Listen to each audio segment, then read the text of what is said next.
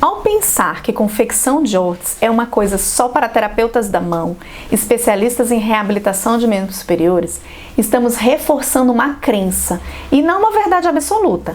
Todo terapeuta ocupacional deve saber fazer suas órteses, é competência nossa. E me diga aqui, é você que faz as órteses para os seus pacientes?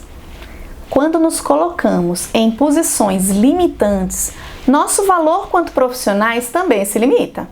A terapia ocupacional por si só é uma área super abrangente da reabilitação e temos que aproveitar essa abrangência.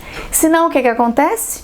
Como é muito legal o que sabemos fazer, ajuda um monte de gente, mas como somos poucos, os que realmente sabem e têm experiência com órteses, outros profissionais começam a querer se apropriar do que melhor sabemos fazer. E daí depois não me venha choramingar a desvalorização profissional. Somos nós os primeiros a dar o nosso próprio valor. Quando realmente aprendemos a fazer órteses, nós não nos limitamos a moldes pré-estabelecidos, fechamento de protocolos, cartilhas e padrões. Nós conseguimos enxergar novas possibilidades dentro do tratamento dos nossos pacientes, novas maneiras de reabilitar. Pensamos em estratégias mais versáteis de utilização dos recursos que os diversos materiais e um bom posicionamento podem proporcionar. Um bom exemplo disso é para quem atende pacientes neurológicos, sejam pacientes neurológicos adultos ou neuropediátricos. As órteses para pacientes neurológicos não devem ser entendidas como sinônimo apenas de órteses de posicionamento ventral para punho e dedos, nem só como abdutor de polegar, mas sim como órteses resistentes ou órteses funcionais. Mas a função dela vai muito além de posicionar, manter, alongar, facilitar ou não piorar uma deformidade. Precisamos lembrar dessas possibilidades de adaptar ou readequar uma órtese para pacientes neurológicos para ser base de adaptadores de função, posicionando articulações diferentes e próximas para auxiliar a função e agregar valor às suas sessões. Lembra bem dessa frase, agregar valor à terapia ou ao seu serviço. Precisamos aprender a ir além, e isso requer treino e raciocínio clínico. Devemos pensar sobre todas as possibilidades de uso de uma órtese, adequá-la para um treino de função ou talvez pensar numa órtese dinâmica que promova a facilitação de movimento. Nem toda órtese para pacientes neurológicos precisa ser só para imobilização e alongamento. A órtese ela deve ser entendida como um facilitador. Se você se perguntar o que os seus pacientes querem, ou os pais dos seus pacientes buscam quando te procuram, você rapidamente terá essa resposta. Eles não querem só uma imobilização. Eles não querem só que o membro do seu filho fique ali, parado, posicionado, mas que ele seja mais funcional, como uma possibilidade de auxílio em uma determinada tarefa ou atividade cotidiana.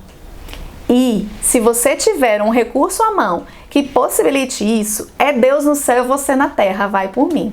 Só para vocês terem uma ideia, aqui na Mato, a nossa grande demanda de atendimentos em sessão de terapia são mesmo os pacientes pós-cirúrgicos de mão, os casos traumato-ortopédicos. Mas isso porque somos especialistas em terapia da mão e por muito tempo a gente focou nisso. Mas olha só, não são os nossos pacientes ortopédicos que influenciam a nossa grande demanda para a confecção de órteses, não. Segura essa. O nosso grande forte para a confecção de órteses é de pacientes neurológicos encaminhados por outros terapeutas ocupacionais. Isso mesmo, encaminhados só para fazer as órteses e devolvidos para os serviços de origem ou para os terapeutas encaminhadores. Claro que a gente mantém uma boa troca de informações para que seja feito melhor para cada caso. E sempre orientamos o segmento para irmos acompanhando a evolução, necessidade de remodelar o material, enfim. De verdade, quando abrimos o consultório, nem imaginávamos que esse seria o caminho. Imaginávamos que faríamos órteses para os nossos pacientes, não para os pacientes de outros colegas. Mas logo vimos aí uma janela de oportunidade se abrir, por dois motivos. Primeiro, porque há muitos terapeutas ocupacionais que não têm experiência com termoplástico de baixa temperatura, ou porque não tiveram experiência na faculdade, ou nos locais em que trabalham, ou não sabem fazer mesmo. E o segundo motivo é porque, infelizmente, tem muito serviço de reabilitação público e privado também, que não vê as órteses como uma fonte de lucro para o próprio serviço e não investem ou não deixam seus terapeutas fazerem órteses. Daí, esses pacientes, quando encaminhados, são encaminhados para fora desses serviços. E o que é que nós fizemos com isso? Aproveitamos esse gap no mercado e aqui estamos nós. Mas voltando ao assunto órtese como um facilitador, esses dias recebi a seguinte demanda de uma família: fazer com que o filho segurasse o próprio celular para assistir seus vídeos favoritos. Mas deixa que eu vou contextualizar o caso aqui bem rapidinho. Um garoto de mais ou menos 12 anos de idade, com paralisia cerebral, quadriplégica espástica, sem controle de tronco e cervical, comunicação através de piscadas, pouco consistentes, sem movimentos ativos de membros superiores e inferiores. Faz uso de cadeira de rodas postural com mesa de atividades e é acompanhado por home care e todas as terapias, TO, físio e fono domiciliar. Mas aí a gente pensa, não seria mais fácil colocar um apoio na mesa e colocar o celular ou o tablet apoiado para ele assistir? Seria sim, seria muito mais fácil. Mas não era a expectativa da família. Pensa comigo, ver o filho segurar alguma coisa com autonomia, mesmo que o padrão de mobilidade dele não permita, é o sonho de qualquer mãe. E foi aí que eu concentrei os meus esforços. Bom, e daí o que é que eu fiz? Além das órteses de posicionamento ventral de punho e dedos bilateral, que ele já tinha indicação, parti do princípio que se o punho estivesse estabilizado, uma órtese poderia servir de base para que eu aplicasse um substituidor de preensão.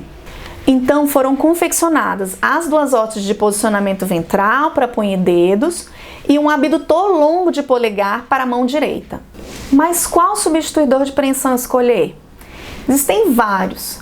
Eu poderia fazer uma adaptação própria na órtese, mas que ele não conseguiria usar com outra coisa além do próprio celular. Poderia ter optado também por um substituidor de preensão com tiras de velcro, mas corria-se o risco de não segurar e acabar escorregando da mão. Então, qual seria suficientemente bom para manter um celular firme na órtese sem escorregar ou cair?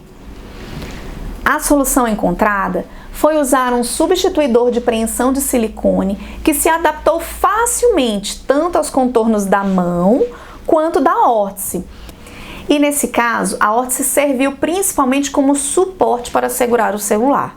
E o que antes parecia ser uma tarefa um pouco mais complicada, deixar o celular preso à mão de uma criança sem qualquer força de preensão, ao final nem foi um bicho de 7 cabeças assim.